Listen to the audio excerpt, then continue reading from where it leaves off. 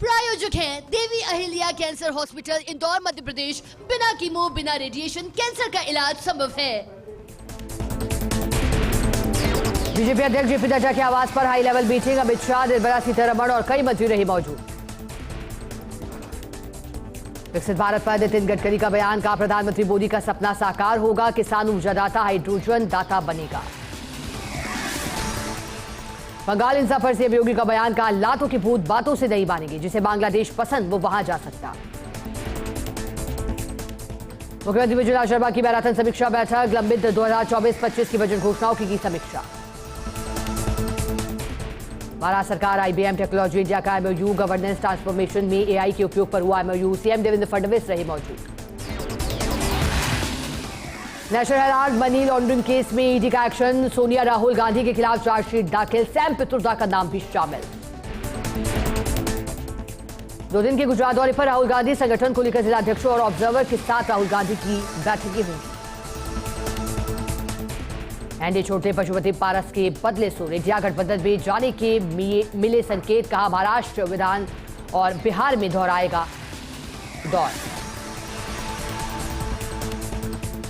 ममता बनर्जी पर केंद्रीय मंत्री किरेन रिजिजू ने लगाया गंभीर आरोप। कहा, प्रदर्शन के लिए लोगों को उकसा रही ममता।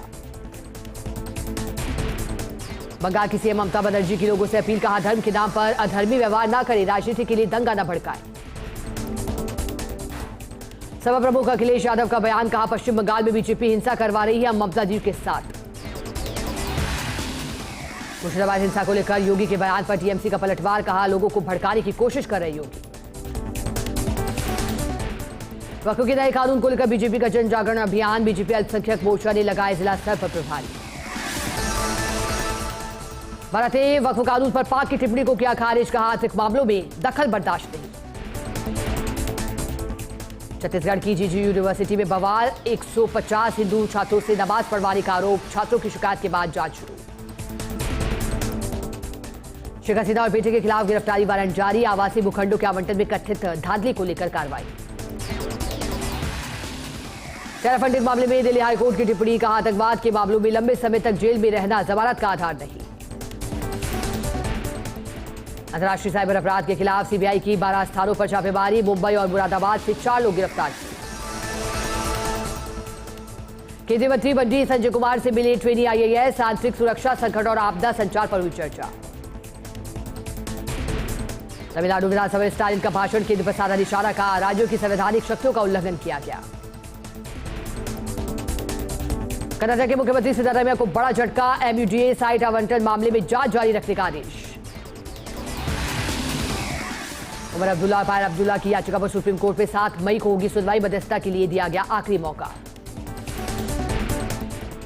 अयोध्या में राम मंदिर को उड़ाने की धमकी। राम मंदिर ट्रस्ट को बिना धमकी बनाई बेल। अयोध्या थाने में दर्ज की गई एफआईआर। हेमंत सोरेन होंगे जेएमएम के अध्यक्ष। शिबू सोरेन संस्थापक संरक्षक। महाधिवेशन में लाया जाएगा प्रस्ताव। अमेरिकी टैरिफ के जवाब में चीन का फैसला। बोइंग जेट की डिलीवरी लेने से किया इनकार। कीमती मेटल की सप्लाई भी रोकी गई।